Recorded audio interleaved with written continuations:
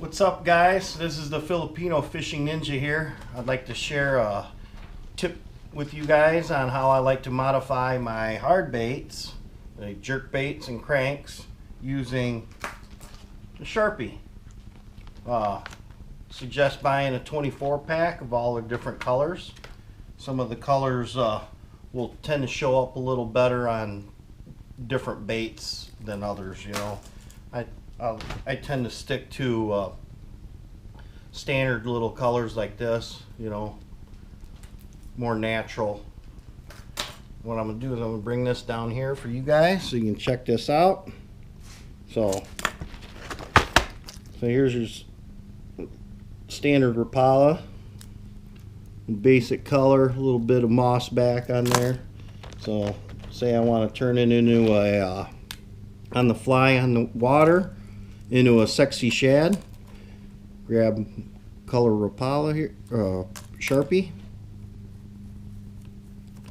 Give it a good coloring here. Let's see, hopefully it shows up for you guys.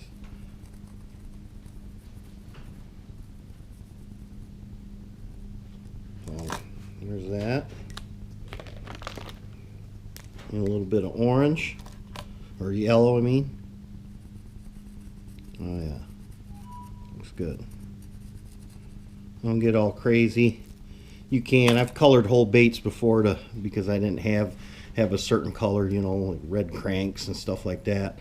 But as you can see, there's a decent, sexy shad if you're needing one on the fly and you don't have it in the box. Okay, so what you want to do is, I tend to just follow the lines on the baits a little easier, you know. You don't have to get all, you can get real artistic with it, you know, throwing darker lateral lines and coloring in the little fins and stuff on the bait, as you can see. So the trick is to let this dry for a little bit. And this is permanent but not permanent, so after a while it will wear off and come off, but for the most part it doesn't rub off. You know, a little bit on my finger, but you can see it's still on the bait. Now the good thing is you haven't ruined your bait, so I'm going to show you another trick to take it off.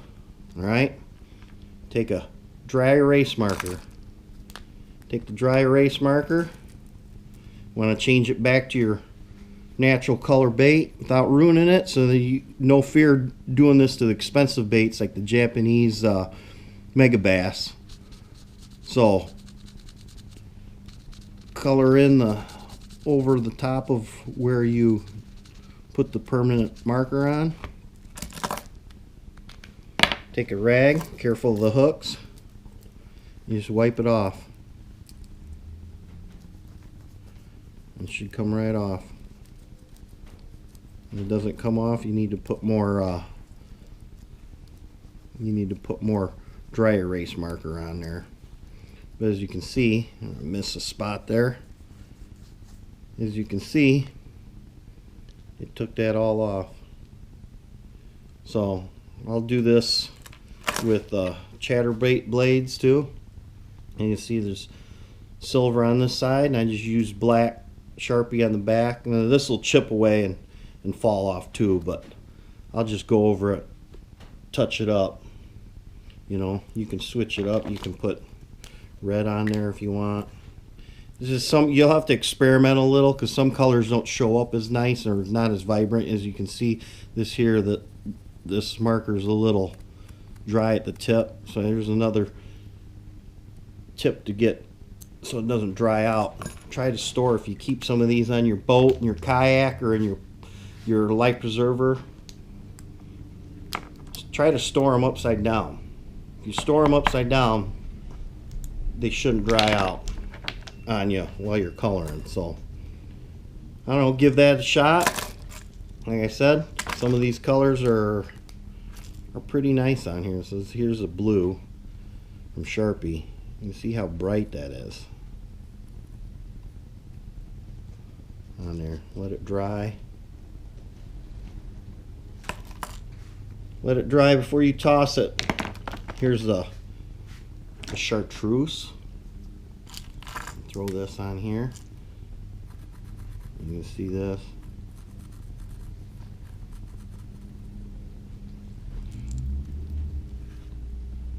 You can see that chartreuse now. See it?